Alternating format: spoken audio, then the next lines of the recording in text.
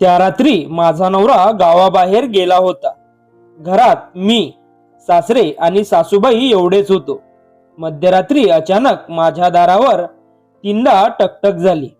मी दार उघडलं. समोर सासरे उभे होते. त्यांनी फक्त एकच वाक्य म्हटलं, बाहेर ये, तुला एक गोष्ट दाखवायची आहे. पण ही गोष्ट तुझ्या नवऱ्यालाही कधी कळता कामा नये. त्या एका वाक्याने माझ्या पायाखालची जमीनच सरकली. माझं नाव राधा. लग्नाला अवघे 4 महिने झाले होते. माझा नवरा अमोल एका खाजगी कंपनीत काम करायचा. कामानिमित्त त्याला महिन्यातून 2-3 वेळा बाहेर जावं लागायचं. त्या दिवशीही तो 2 दिवसांसाठी पुण्याला गेला होता. घरात मी, सासूबाई आणि सासरे एवढेच होतो. सासूबाई स्वभावाने कडक होत्या, पण सासरे नेहमी शांत. माझ्याशी ते कधीच जास्त बोलत नव्हते. रात्री जेवण झालं. सगळे झोपायला गेलो. मला झोप येत नव्हती. रात्री साधारण 12 वाजले असतील.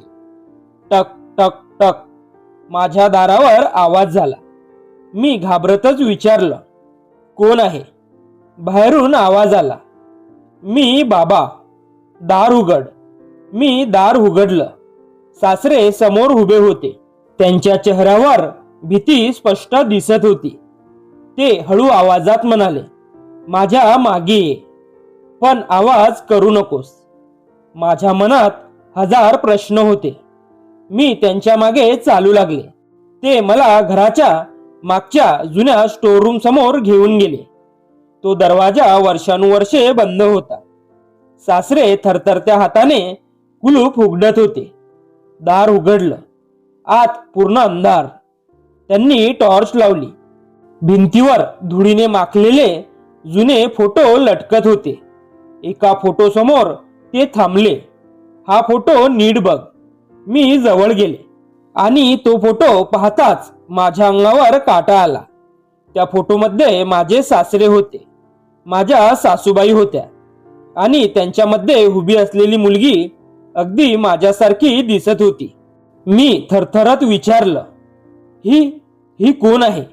सासऱ्यांच्या डोळ्यात पाणी आलं. ते म्हणाले, हेच सत्य तुझ्या नवऱ्यापासून आम्ही इतकी वर्ष लपवलं आहे. आणि पुढच्या क्षणी बाहेरून कोणाच्या तरी पावलांचा आवाज जवळ येऊ लागला. बाहेरून पावलांचा आवाज ऐकू येताच सासऱ्यांनी पटकन स्टोररूमचं दार बंद केलं. राधा, एक शब्दही बोलू नकोस. मी घाबरून त्यांच्या मागे उभी राहिले. काही क्षणांनी पावलांचा आवाज दूर गेला. सासऱ्यांनी सुटकेचा निश्वास सोडला. मी पुन्हा त्या फोटो समोर गेले. बाबा, ही मुलगी कोण आहे?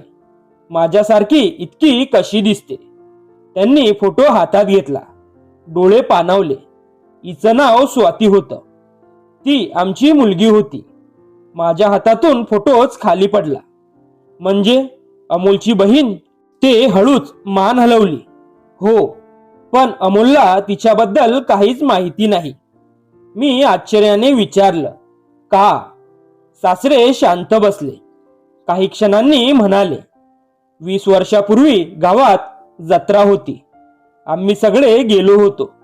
गर्दीत स्वाती हरवली. खूप शोधलं. पोलिसात तक्रार केली, पण ती कधीच सापडली नाही.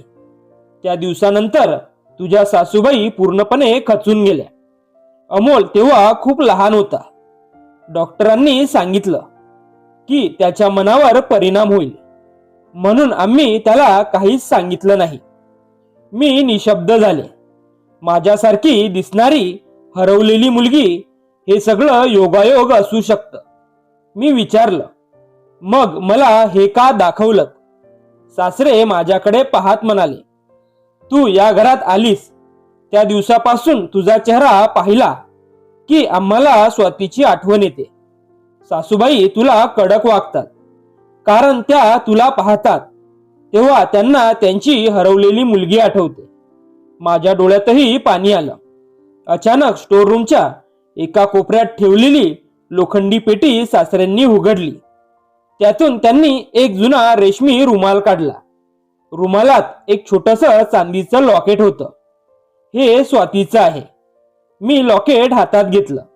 ते उघडताच आत एक छोटासा फोटो होता आणि मागच्या बाजूला कोरलेलं होतं, स्वाती बाबा.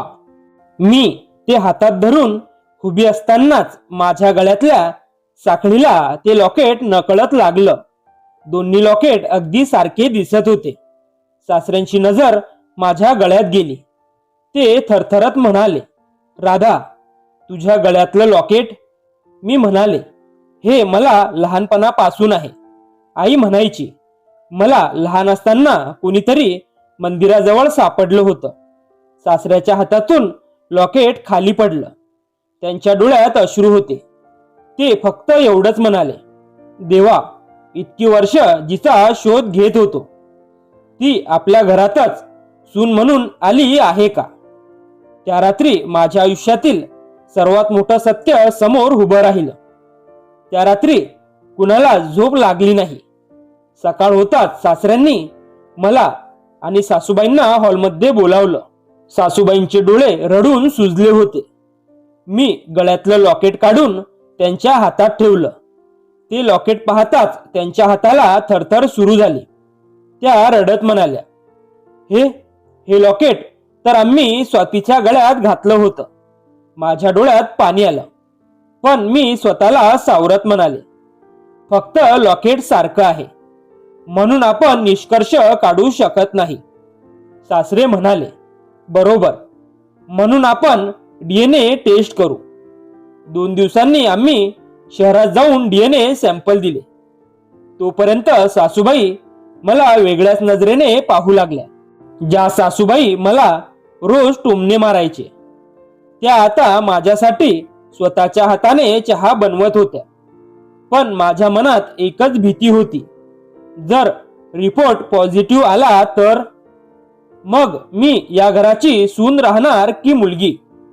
आणि अमोल, तो माझा नवरा राहील का? 3 दिवसांनी रिपोर्ट तयार झाला. हॉस्पिटलमध्ये सगळ्यांचे हात थरथरत होते. डॉक्टरांनी फाईल उघडली, आमच्या तिघांकडे पाहिलं आणि म्हणाले, तुम्ही जे विचार करत आहात. क्षणभर संपूर्ण खोलीत शांतता पसरली. डॉक्टर पुढे म्हणाले, ते खरं नाही. माझ्या छातीतून एकदम श्वास सुटला. डॉक्टर म्हणाले, तुमच्या तिघांचं कोणतंही रक्ताचं नातं नाही. सासूबाई खुर्चीवर बसून रडू लागल्या. त्यांचं शेवटचं आशेचं कारणही संपलं होतं. मी त्यांचा हात हातात घेतला. आई, मी स्वाती नसेन, पण आजपासून मला तुमची मुलगी समजा. हे ऐकताच त्या माझ्या गळ्यात पडून रडू लागल्या. सासरेही डोळे पुसत उभे होते. तेवढ्यात हॉस्पिटलच्या रिसेप्शनवरून एक नर्स धावत आली. सर, तुमची फाईल बदलली गेली होती. डॉक्टर दचकले. काय म्हणताय? नर्स म्हणाली, आत्ताच लक्षात आलं. हा रिपोर्ट दुसऱ्या रुग्णाचा आहे. आमच्या सगळ्यांच्या पायाखालची जमीन सरकली. डॉक्टरांनी लगेच माफी मागितली. खरा रिपोर्ट संध्याकाळी मिळेल. मी आणि सासरे एकमेकांकडे पाहत राहिलो. मग खरा रिपोर्ट काय सांगणार होता? संध्याकाळी 5 वाजता हॉस्पिटलमधून फोन आला, तुमचा खरा DNA रिपोर्ट तयार आहे. माझ्या हातापायांना घाम फुटला. मी, अमोल, सासूबाई आणि सासरे चौघेही हॉस्पिटलमध्ये पोहोचलो. डॉक्टरांनी यावेळी फाईल 2दा तपासली. मग शांत आवाजात म्हणाले, यावेळी कोणतीही चूक नाही. माझा श्वास रोखला गेला. डॉक्टरांनी रिपोर्ट माझ्या हातात दिला. मी थरथरत्या हाताने तो उघडला. पहिल्या चोळीत लिहिलं होतं, नो बायोलॉजिकल रिलेशनशिप फाउंड. क्षणभर सगळे शांत झाले.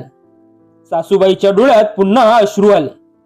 त्यांना वाटलं, यावेळीही त्यांची स्वाती त्यांच्यापासून दूरच राहिली. मी त्यांच्या जवळ गेले. त्यांचा हात हातात घेतला आणि म्हणाले, आई, देवाने मला तुमची मुलगी म्हणून जन्म दिला नसेल, पण सून म्हणून या घरात पाठवलं आहे. त्या क्षणी सासूबाईंनी मला मिठी मारली. पहिल्यांदाच त्यांनी मला प्रेमाने म्हटलं, मुली. अमोलच्या डोळ्यातही पाणी आलं. तो म्हणाला, आजपर्यंत मला वाटायचं आई तुला कारण नसताना रागावते, पण आज मला तिचं दुःख समजलं.